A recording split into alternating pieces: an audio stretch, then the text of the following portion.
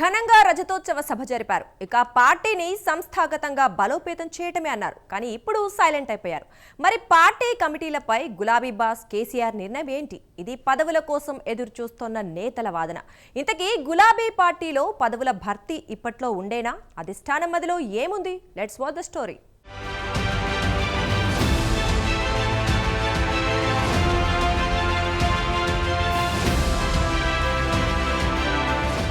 ఇటీవల బీఆర్ఎస్ ఆవిర్భావ దినోత్సవ వేడుకలు ఘనంగా జరిగాయి. రజతోత్సవ వేడుకల్లో భాగంగా ఎలకతుర్తిలో భారీ బహిరంగ సభను నిర్వహించారు.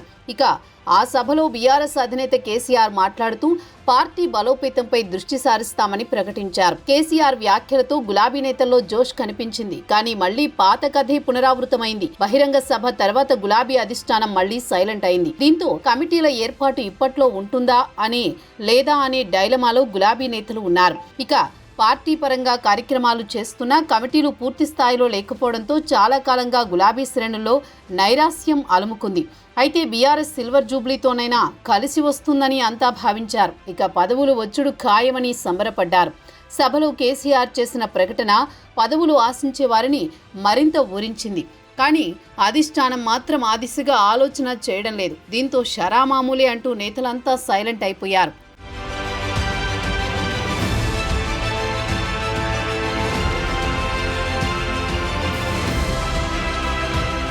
బీఆర్ఎస్ ప్రతిపక్షంలోకి వచ్చాక 10 మంది ఎమ్మెల్యేలు అధికార కాంగ్రెస్ లో చేరారు. దీంతో 10 అసెంబ్లీ స్థానాల్లో కొత్త ఇన్ఛార్జీలను నియమించాల్సి ఉంది. దీంతో పాటు పార్టీ అనుబంధ విభాగాలకు కమిటీలను ప్రకటించాల్సి ఉంది. అనుబంధ విభాగాల కమిటీలు లేకపోవడంతో పార్టీ కార్యక్రమాలు క్షేత్రస్థాయిలోకి వెళ్లడం లేదనే టాక్ సొంత పార్టీలోనే ఉంది. అధికారం కోల్పోయిన తర్వాత తెలంగాణ భవన్లో 17 పార్లమెంటు నియోజకవర్గాల సన్నాహక సమావేశాలను నిర్వహించారు.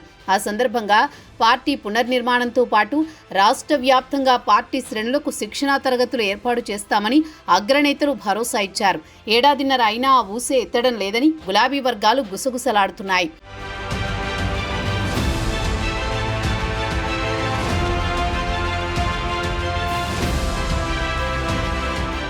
ఓవైపు కమిటీలు ఏర్పాటు ఎప్పుడు ఉంటుందని పదవులు రాని వారు ఆలోచన చేస్తుంటే ఈసారి బీఆర్ఎస్ రాష్ట్ర కమిటీ కూర్పు ఏ విధంగా ఉండబోతోందనేది మరికొందరిలో ఆసక్తి.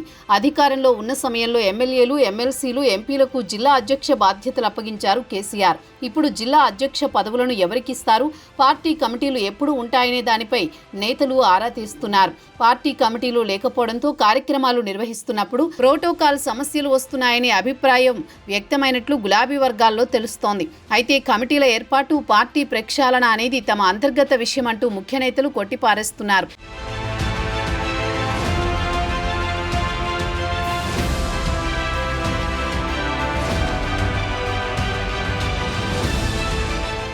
అధికారంలో ఉన్నప్పుడు పార్టీ నిర్మాణంపై బీఆర్ఎస్ పార్టీ ఫోకస్ పెట్టలేదు.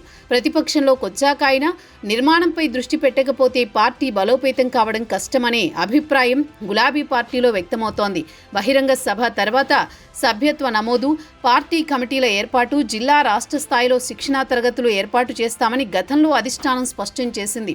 అయితే ఇవన్నీ పూర్తి చేసిన తర్వాతే పార్టీ ప్లీనరీ నిర్వహించాలని గులాబీ బాస్ కేసీఆర్ భావిస్తున్నట్టు తెలుస్తోంది. మరి పదవుల కోసం నిరీక్షిస్తున్న నేతలకు గులాబీ బాస్ కేసీఆర్ తీపి కబురు ఎప్పుడు చెప్తారా, పార్టీ కమిటీలు ఎప్పుడు వేస్తారు అనేది చూడాలి.